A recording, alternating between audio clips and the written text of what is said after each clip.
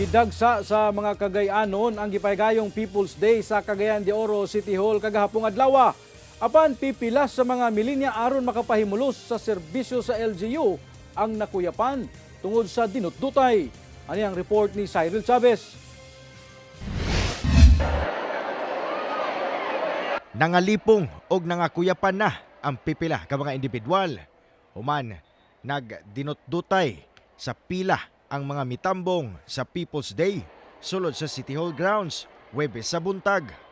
Buot sa mga mitambong nga maka-avail sa mga serbisyo nga gihanyag sa tanang departamento sa City Hall. Lakip na ang paghatag og pinansal, medikal ug uban pagtabang sa mga ninginahanglan. Ang uban nagpila na sukad alas 3 pa sa kadlawon. Gani ko basta ni stipend ko gani hagyod murag kamatayon gi ko gani hagyod.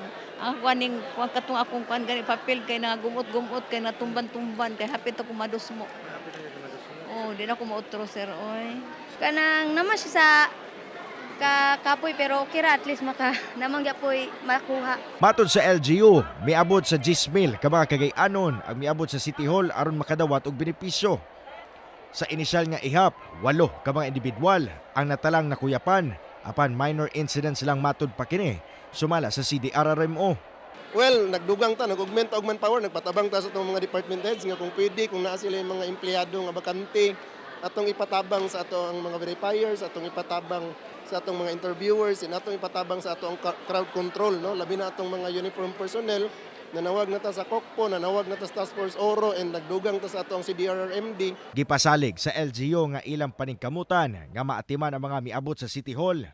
Tun-an sab kuno nila ang mga angayan panghimuon aron dili na masubli pa ang hitabo. Siniman naman na itong People's Day, so dili na to pugson karong adlaw, mangayo mi og pagsabot sa inyo og dispensa nga dili nag-cut off gyud mi karong adlaw, but rest assured sa mga umaabot nga People's Day makapasalig mi nga ma-accommodate and makasulod gyapon mong tanan. Kauban si Jaybert Pairat, Cyril Chavez, 1 Mindanao.